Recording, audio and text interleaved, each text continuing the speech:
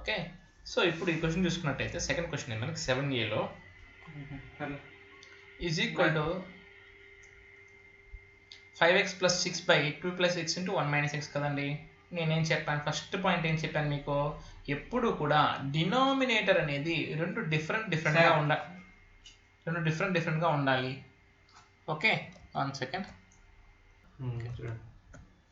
Okay అండి. So నేనేం చెప్పాను మీకు, డినామినేటర్ డిఫరెంట్గా రావాలి. ఇక్కడ 2 plus X 1 minus X separate ఉన్నాయి కాబట్టి మనం ప్రొసీడ్ అయిపోవచ్చు పార్షియల్ ఫ్రాక్షన్స్కి. ఏమి ఉన్నాయి మనకి 2 ఉన్నాయి కాబట్టి సింపుల్గా ఏమొస్తుంది మనకి, a by 2 plus X plus b by 1 minus X, a by 2 plus X plus b by 1 minus X. చూసుకున్నట్టయితే ఏ వాల్యూ ఎలా కనుక్కోవాలి, ఏ కింద ఉన్న ఫ్యాక్టర్ని జీరోకి చేసుకోవాలి అంటే 2 plus x is equal to 0, x is equal to -2. So దీన్ని క్వశ్చన్లో పెట్టుకోవాలి. క్వశ్చన్ ఏముంది, 5x plus 6 by 2 plus x రాసుకోకూడదండి, 2 ప్లస్ ఎక్స్ రాసుకోకూడదు, ఎందుకు అదే కదా క్వశ్చన్. 1 మైనస్ ఎక్స్ దీనిలో మనం పెట్టుకోవాలి, ఏది -2 పెట్టుకోవాలి. 5 into -2 plus 6 by 1 minus of -2 అంటే -10 ప్లస్ 6 బై 3 అంటే -4/3. సో ఏ వాల్యూ వచ్చి -4/3. నెక్స్ట్ అదే విధంగా బి వాల్యూ కనుక్కోవాలంటే ఇది వచ్చి ఏ వాల్యూ కనుక్కున్నామండి. నెక్స్ట్ బి వాల్యూ కనుక్కోవాలంటే బి కింద ఉన్న ఫ్యాక్టర్ ఏంది 1 మైనస్ ఎక్స్, దాన్ని ఈక్వల్ టు 0 చేసుకోండి. అప్పుడు ఏమొస్తుంది నాకు 1 ఈజ్ ఈక్వల్ టు ఎక్స్ అంటే x is equal to 1. So దాన్ని క్వశ్చన్లో పెట్టుకోవాలి కదా.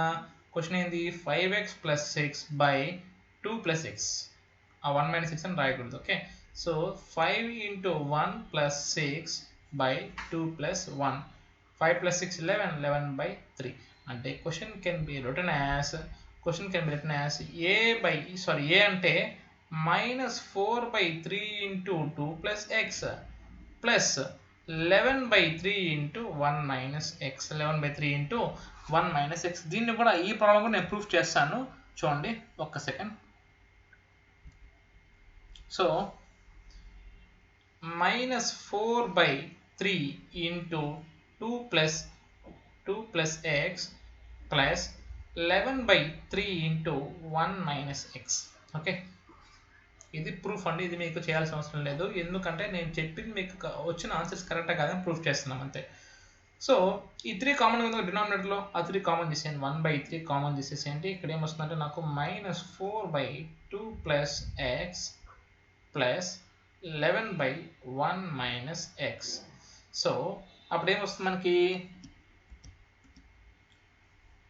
1/3 into -4 into 1 -4 into minus X plus 4x plus 11 2s are 22 plus 11 into X 11x divided by 2 plus X into 1 minus X.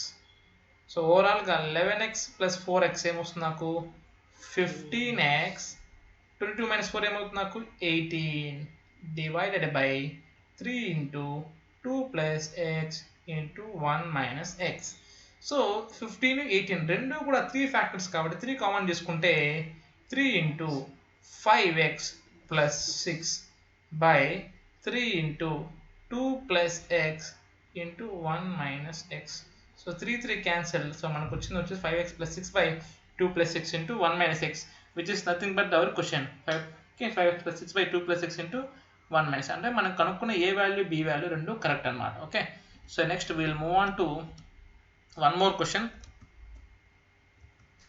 Okay, so question రాస్తాను చూడండి. Right, ఇది కొంచెం important అండి. 3x plus 7 by x square minus 3x plus 2, 3x plus 7 by x square minus 3x plus 2. ఇది third problem 7Aలో. ఇది నేను చెప్పిన first point మీరు గుర్తుంచుకోవాలండి. నేనేం చెప్పాను, మనం పార్షియల్ ఫ్రాక్షన్స్ చేసుకోవాలంటే డినామినేటర్ అనేది ఖచ్చితంగా రెండు డిఫరెంట్ ప్రోడక్ట్స్గా ఉండాలి. కానీ ఇక్కడ ఏముంది, మనకి సెకండ్ డిగ్రీ క్వాడ్రాటిక్ ఈక్వేషన్ ఉంది కాబట్టి ఫస్ట్ దాన్ని స్ప్లిట్టింగ్ మిళితం చేసుకోండి, అంటే ఫ్యాక్టరైజేషన్. ఓకే, ఫస్ట్ ఏం చేసుకోవాలి, x square minus 3x plus 2 దీన్ని స్ప్లిట్ చేసుకోవాలి. ఇక్కడేమో 1 ఉంది, ఇక్కడేమో 2 ఉంది, అంటే 1 2 2. 2 ఫ్యాక్టర్స్ ఏమొస్తుంది 2 1, మనకి 3 రావాలి కాబట్టి -2 -1 -3 -2 × -1 +2. ఎలా రాసుకోవచ్చు? x² - 2x - 1x + 2 అంటే x × x - 2 -1 × x - 2 అంటే x - 2 × x - 1 అంటే దీని అట్లా రాసుకోవచ్చు నేను 3x + 7 3x + 7 divided by x - 2 × x - 1. ఇప్పుడు దీన్ని ఎట్లా రాసుకోవచ్చు? a/x - 2 plus b/x - 1. ఇప్పుడు ఏ వాల్యూ కనుక్కోవాలంటే ఏ కింద ఏముంది? x - 2 ఉంది, దాన్ని ఈక్వల్ టు 0 చేసుకోండి. x - 2 = 0, x = 2.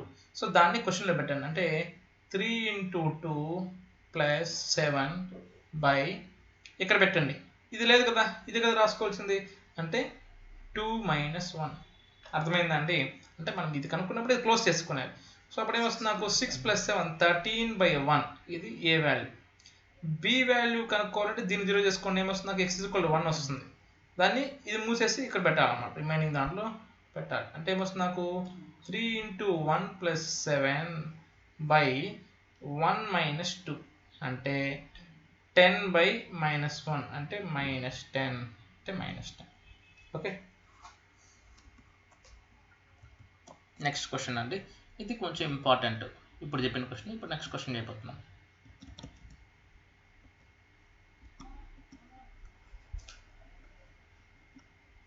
నెక్స్ట్ క్వశ్చన్ ఇక్కడ చూడండి, ఇది కొంచెం ఇంపార్టెంట్. సెకండ్ సెక్షన్లో సెకండ్ క్వశ్చన్ ఇది. x + 4 by x² - 4 x² - 4 × x + 1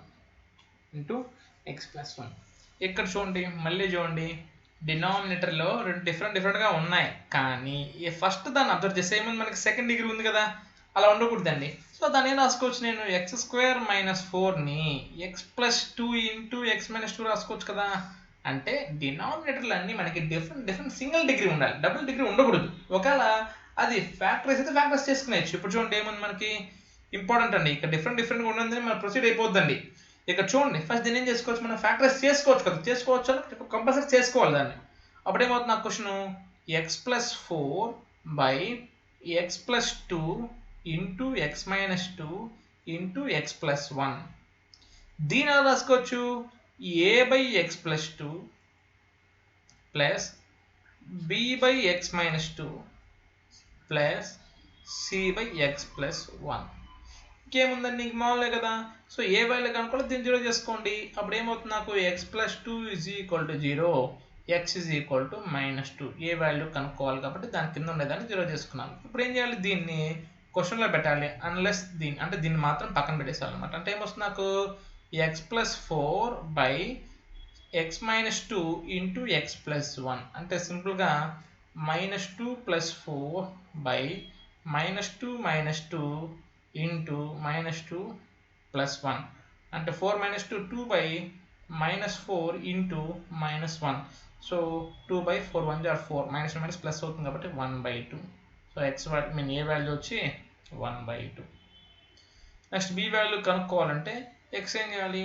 2 పెట్టాలి. ఎందుకు? x - 2 చేస్తే ఏమొస్తుంది నాకు? ఇది కూడా తెలిస్తే x వాల్యూ 2 వస్తుంది. సో దాన్ని ఇది క్లోజ్ చేసుకొని సెకండ్ క్లోజ్ చేసుకొని రిమైనింగ్ దాంట్లో పెట్టాలి. అంటే x + 4 బై x + 2 × x + 1లో పెట్టాలి. అంటే 2 + 4 బై 2 + 2 × 2 + 1 అంటే 6/4 × 3.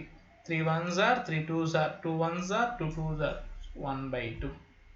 నెక్స్ట్ సి వాల్యూ కనుక్కోవాలంటే ఇక్కడ ఏముంది? x + 1 కదా, అంటే ఏమొస్తుంది నాకు? x = -1. ఇది కూడా దీన్ని క్లోజ్ చేసుకొని రిమైనింగ్ దాంట్లో పెట్టుకోవాలన్నమాట. అంటే -1 + 4 బై -1 + 2 × -1 - 2 అంటే 3/1 × -3 అంటే -1. సో ఇచ్చిన క్వశ్చన్ ఎట్లా రాసుకోవచ్చు అంటే మనం అల్టిమేట్గా దట్ ఈజ్ ఈక్వల్ టు ఏ అంటే 1/2 అంటే 1/2 × x + 2 బి అంటే 1/2 × x - 2 ప్లస్ సి అంటే -1 కాబట్టి -1/x + 1. సో ఇది మనకి అల్టిమేట్గా వచ్చే ఆన్సర్ అనమాట. ఓకే.